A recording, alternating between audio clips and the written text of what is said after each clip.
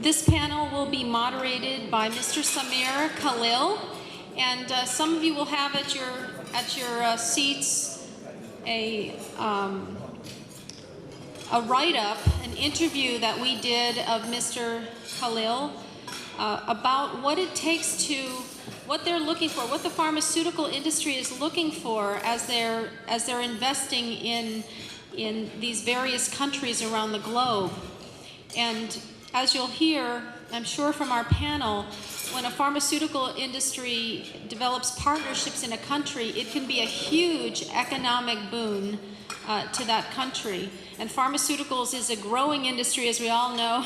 Certainly in the United States, with the baby boomers aging, pharmaceuticals are a huge part of their lives, including my life. Not yet, well, quite yet, but I'll be using pharmaceuticals, I'm sure.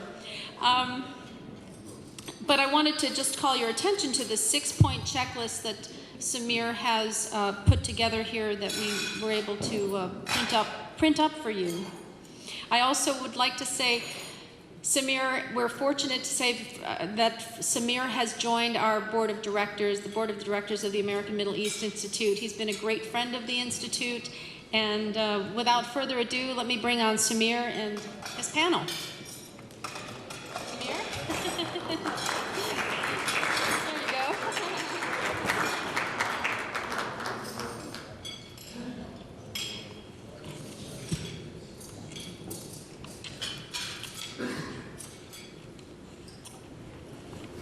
Your Excellencies, ladies and gentlemen, good afternoon. I hope I will not disrupt your lunch. I have spent all my career actually in our industry, in the biopharmaceutical industry. And over my career, I have been reflecting on the incredible impact our industry has made in improving and extending lives. I think the video that you saw with the theme From Hope to Cure captures the essence of the value we deliver.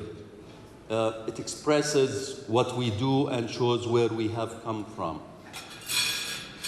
Innovative new medicines and vaccines are possibly the most powerful levers for stemming the tide of illness and disability that directly threaten an aging population in the developed economies, but also ensure the healthy development of growing populations in developing economies. Our conversations often on science, we talk about our science and innovation, about the investment, about the risk we take as an industry, but the dialogue with the society is switching as we meet with governments, as we see the payers, as we see single payers, as we see budgets are overstretched. Therefore, healthcare innovation saves lives, saves money, promotes economic growth, and provides hope for hundreds of millions of people around the world. It is one of the most important paths for a country to be healthier and wealthier. But innovation, it's not easy. I mean, a lot of data shows how risky is innovation in the biopharmaceutical industry, how long it takes, and how expensive and hard. So I'm very glad to have the distinguished panelists today to have a discussion about innovation in our industry and the impact our industry has. So with that, let me introduce the three panelists. Maybe I will start with Dr. Allie. Dr. Allie Karshenas, he's the Associate Vice President of Clinical Research, Operations and Institutional Advancement at West Virginia University, as well as the Director of Clinical and Pharmacologic Research Center and Associate Professor of Pharmaceutical System and Compliance in the School of Pharmacy at West Virginia University. You can, in the brochure in front of you, you can see more about his career, came from the industry, also served in several of the companies. Our next panelist is Dr. Juan Carlos Gomez from one of our leading companies, Lilly. He's Vice President for Medical Affairs and Product Development in the Emerging Markets Business Unit of Eli Lilly.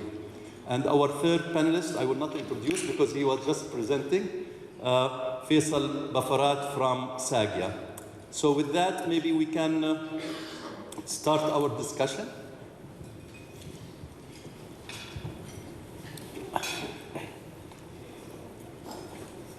So maybe we start with you, Faisal. I mean, thank you very much for your presentation. And in your presentation, you have talked about the healthcare investment plan and its role in advance of healthcare and innovation. Do you want to elaborate further in light of our panel a little bit on that? Okay. Saudi healthcare is seeing a massive expansion where we're doubling the capacity of our healthcare system in the coming 5 years. I think we're building the highest number of hospitals after China in Saudi Arabia. And that's not just, we have no choice. If we look at the ratio of hospital beds per people, we're at 2.1 per 1,000 people versus the OECD average, which is 4.8. So we have a long way to go. About 80% of the hospitals today or the healthcare sector today led by the government, and only 20% private sector. We want to encourage more private sector participation. And we have a huge purchasing power that we can leverage right now to build an industry while executing these contracts and executing these hospitals. I will take an example, maybe not in the pharmaceutical. Pharmaceutical is one good example where we import today 80% of our needs. Maybe medical devices, because I have more specific on the medical devices. We looked at our medical devices needs and we thought we're going to use the 80-20 rule, where we see where we spend 80% of our money, and we found it to be 84%.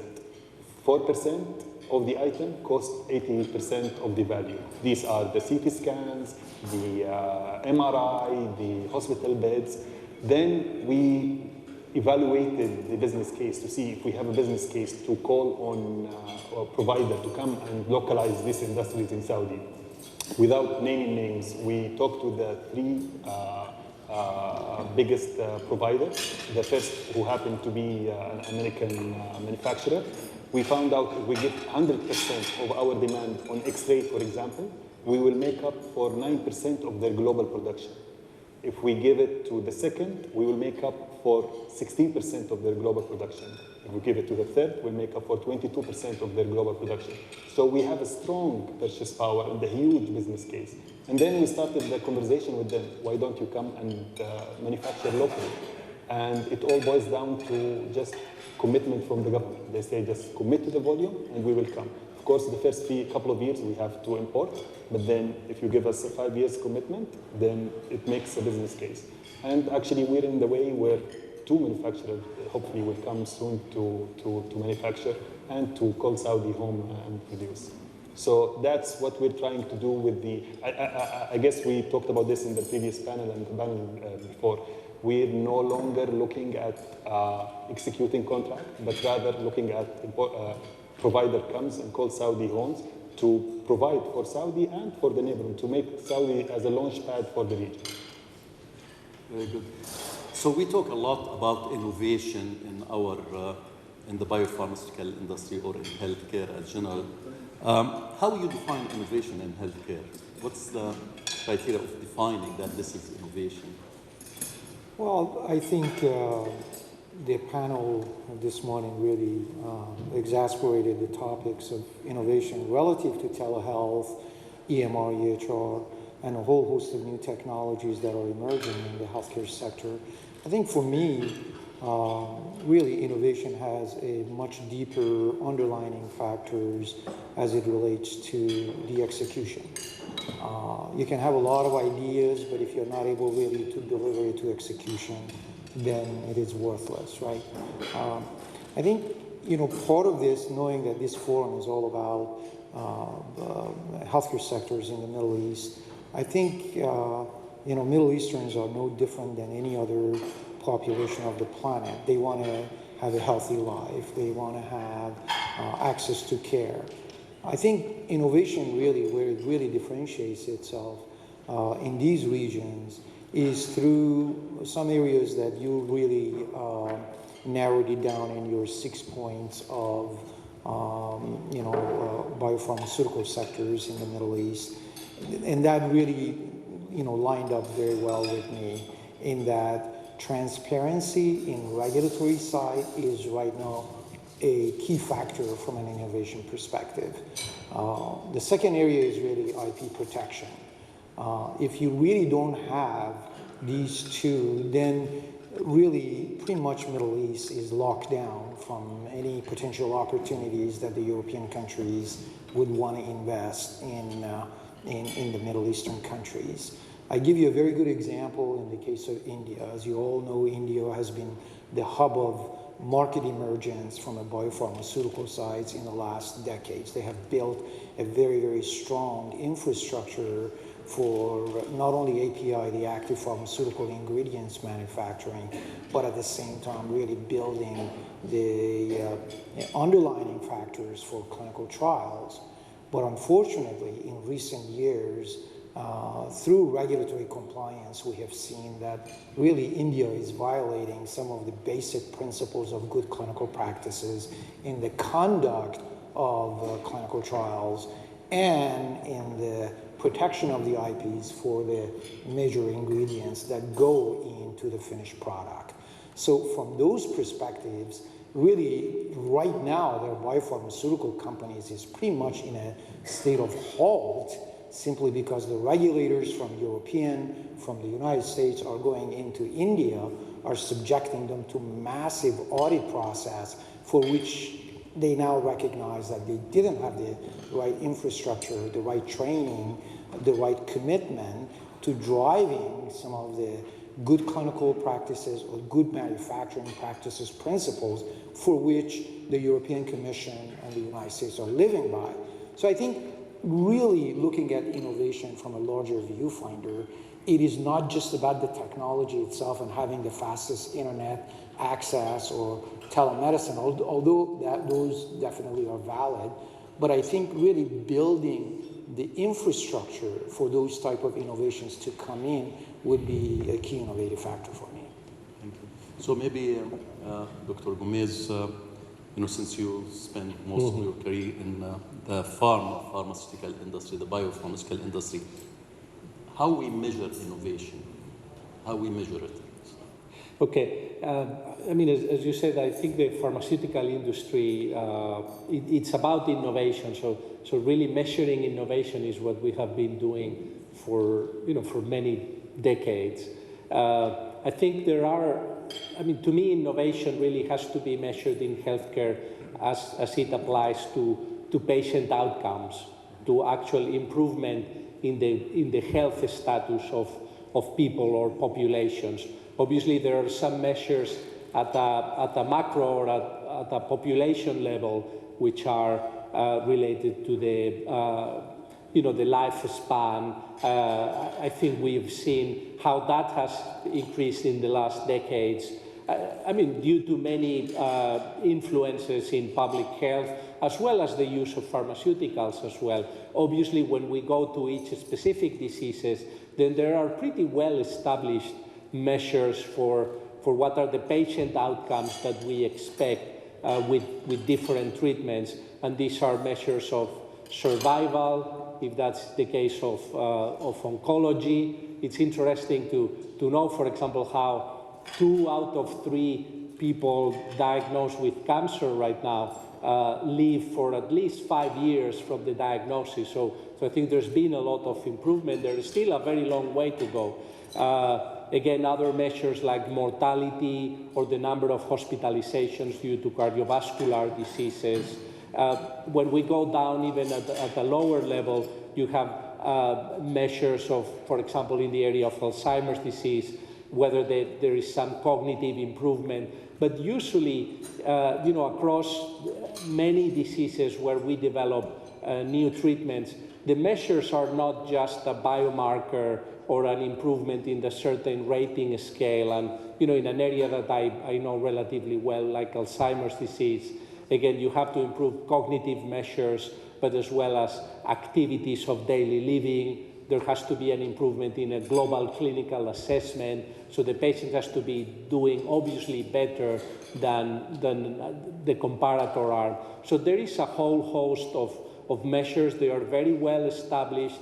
I think it's very important to know as well that many of those measures are already incorporated in the requirements that the regulators have around the world. So a new treatment that actually gets approved by the FDA or by the European agency, it's not only because it has shown a minimal improvement in a certain biomarker, but it has to show that there's been improvements in measures of clinical value, in actual health outcomes measures.